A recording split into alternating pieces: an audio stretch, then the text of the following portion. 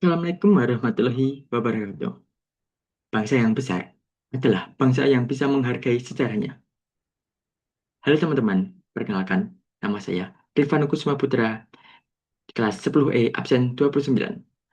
Pada kesempatan kali ini, saya akan mempresentasikan tentang Kerajaan Singgasari, salah satu kerajaan besar yang pernah berdiri di Jawa Timur. Kerajaan ini memiliki kisah yang menarik, mulai dari pendirinya oleh Ken Arok hingga perannya dalam membentuk sejarah Nusantara. Melalui presentasi ini, kita akan memahami bagaimana perjalanan Singgasari dari awal hingga akhir kejayaannya. Mari kita simak penjelasannya. Oke, latar belakang. Merujuk pada sumber dari kitab Pararaton disampaikan bahwa kerajaan Singgasari didirikan oleh Ken Arok, seorang pengawal dari Tumambal yang awalnya mengabdi kepada Tunggul Amuntung di bawah kekuasaan Kerajaan Kediri. Kisahnya berdiri Singgasari dipicu oleh hubungan asmara Ken Arok dengan Ken Dedes yang mendorongnya untuk mengkhianati dan membunuh Tunggul Amantung demi merebut kekuasaan di Tumapel. Ambisinya yang besar membuatkan Arok berhasil mengambil alih wilayah tersebut dan mulai membangun kekuatan politiknya. Nah, jadi siapa sih itu Ken Arok? Ken Arok lahir di keluarga yang sederhana. Ayahnya seorang pengembala sapi. Nah, majikan ayahnya itu adalah seorang yang kaya. Suatu hari, ayahnya itu kehilangan salah satu sapi gembalaannya dari majikannya. Nah, untuk menebus itu, Ken Arok akan dijadikan seorang budak. Tapi Ken Arok menolak dan Ken Arok lari dari rumah. Nah, eh, waktu pelayaran tersebut, Ken Arok dikenal sebagai seorang perampok, pencuri, hingga pemerkosa. Nah, suatu hari Ken Arok bertemu dengan salah satu kerajaan, yaitu Kerajaan Tumapel. Nah, dari situ Ken Arok berhasil diangkat menjadi tukang kebunnya. Oke, setelah menjadi tukang kebun tersebut, suatu hari Ken Arok melihat Ken Dedes yang lagi berada di kebun tersebut dan mulai tertarik dan ambisinya pun mulai tumbuh dari rasa ketertarikannya kepada Ken Dedes. Lanjut, setelah menguasai Tumambel, Ken Arok mencari dukungan dari kaum Brahmana yang berselisih dengan Raja Kediri, Kartajaya. Dengan dukungan tersebut, ia berhasil mengalahkan Kediri dalam pertempuran di Gentar pada tahun 1222.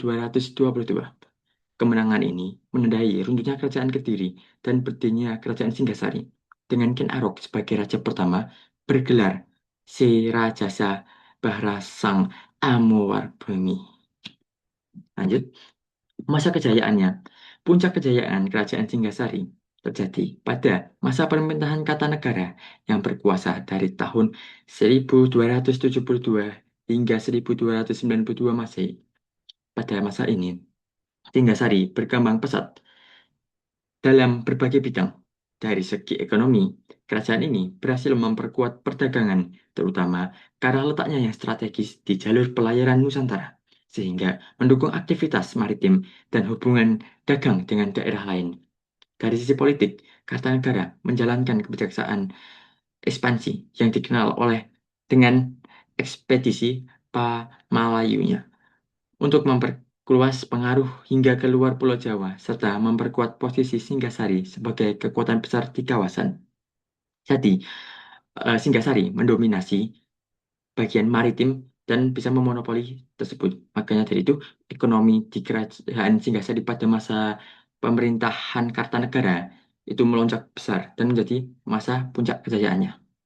Nah, selain itu, di dalam bidang sosial dan budaya, Singgasari mengalami perkembangan yang signifikan, terutama dalam seni dan keagamaan. Kartanegara dikenal sebagai raja yang mendorong perpaduan ajaran Hindu dan Buddha, sehingga menciptakan kehidupan masyarakat yang lebih harmonis. Banyak peninggalan berupa candi dan karya seni yang mencerminkan kemajuan budaya pada masa itu. Dengan kemajuannya di bidang ekonomi, politik, dan budaya, masa pemerintahan Kartanegara menjadi periode keemasan yang menunjukkan kejayaan kerajaan Singgasari di Nusantara. Fase kemunduran. Masa keruntuhan kerajaan Singgasari terjadi pada 1292 setelah berdiri kurang dan lebihnya satu abad didirikan oleh Ken Arok. Dalam rentang waktu yang relatif singkat, Singgasari hanya dipimpin oleh 5 raja, yaitu Ken Arok, Anuspati, Tohjaya, Wisnudharma, dan Kartanegara. Pergantian kekuasaan yang cepat serta konflik internal yang dipengaruhi oleh kutukan Empu Garing yang meramalkan adanya saling pembunuhan antara keturunan menjadi salah satu faktor yang melemahkan stabilitas kerajaan. Biar saya jelaskan sedikit, Empu Gading, ketukan Empu Gading adalah ketukan keris, yang dimana keris itu akan menjadi kuat, tetapi akan keris itu bisa membunuh raja sebelumnya, yaitu Tunggul Amentung, tetapi konsekuensinya itu bisa menghantui 7 keturunan dari Ken Arok. Oke, ironisnya, keruntuhan terjadi saat Singgasari berada di puncak pada masa pemerintahan Kartanegara. Ambisi ekspansi wilayah membuat pertahanan pusat kerajaan melemah. Nah, itu ekspansi wilayah. Itu ingin meluaskan wilayahnya lebih luas, lebih dalam. Ingin menguasai suatu wilayah yang seharusnya tidak mereka kuasai. Nah, itu justru akan melemahkan sisi politik dari kerajaan tersebut. Sehingga, sehingga dimanfaatkan oleh Jaya Katawang dari keturunan Kediri untuk melakukan serangan. Pada akhirnya, Kartanegara berhasil dikalahkan oleh Singgasari. Untuk peristiwa ini menjadi pelajaran penting bahwa kerajaan tanpa kestabilitas internal dapat mempercepat kehancuran suatu kerajaan. Nah, kita akan masuk ke peninggalan-peninggalan kerajaan Singgasari atau Tumambal ini.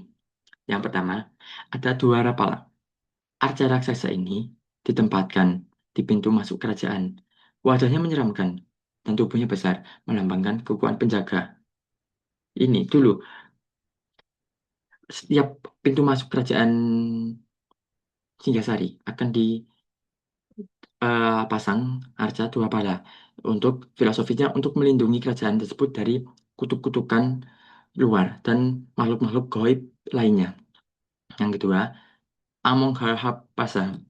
Arca ini berkaitan dengan kebijakan di luar negeri Kartanegara, terutama saat ia mengirim ekspedisi Pamayo ke Sumatera. Oke, lanjut. Peninggalan prasasti. Nah, pertama, ada Mula Malurung. Prasasti ini seperti catatan keluarga kerajaan, isinya tentang raja-raja Singgasari. Jadi, di dalam ini, semua silsilah keluarga dari Ken Arok, Ampu Amautung, dan Ken Dedes. Ada lagi satunya tuh selir dari Ken Arok, yaitu Ken Ameng. Itu semua silsilah ditulis di Mula Malurung. Oke, yang kedua adalah Singosari. Prasasti ini menggambarkan kehidupan, keagamaan, dan pemerintahan Singgasari. Nah, di dalam ini, itu semua kehidupan, keagamaan, dan pemerintahan Singgasari ditulis, serta penjelasan-penjelasannya kenapa eh, pemerintahan di Singgasari bisa dimasuki oleh agama-agama Hindu-Buddha. Ya, lanjut. Yang ketiga adalah peninggalan kitab, Pararaton. Isinya penuh cerita tentang Enarok, keris Empu Karting, kutukan, dan pembunuhan antar raja. Nah, yang seperti saya bilang tadi, Empu Gading adalah suatu keris yang mengandung kutukan. Jika keris itu digunakan, jelas keris itu akan sangat kuat, tetapi akan meningkatkan kutukannya kepada 7 turunan yang menggunakannya. Dan di dalam kisah ini, yang menggunakannya adalah Ken Arok untuk membunuh Tunggul Amantung. Yang kedua adalah Negara Kartagama.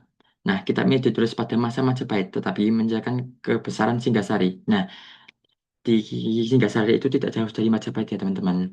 Jadi waktu kerajaan Singgasari itu mulai hancur, itulah sebagai patokan kerajaan-kerajaan besar di Jawa Timur lahir. Maka dari itu kerajaan Majapahit juga itu ada hubungannya dengan kerajaan Singgasari dan itu dijelaskan oleh yang mempresentasikan Majapahit nantinya. Oke, oke. Di sini saya mengambil daftar pusaka dari pijar, belajar, dan kumpulan dan lain-lainnya. Oke, oke. Di sini ada sedikit kata-kata, yaitu sejarah tidak ditulis oleh siapa yang paling sempurna, tetapi oleh mereka yang mempunyai tekad dan ambisi yang kuat. Sekian dari saya. Wassalamualaikum warahmatullahi wabarakatuh.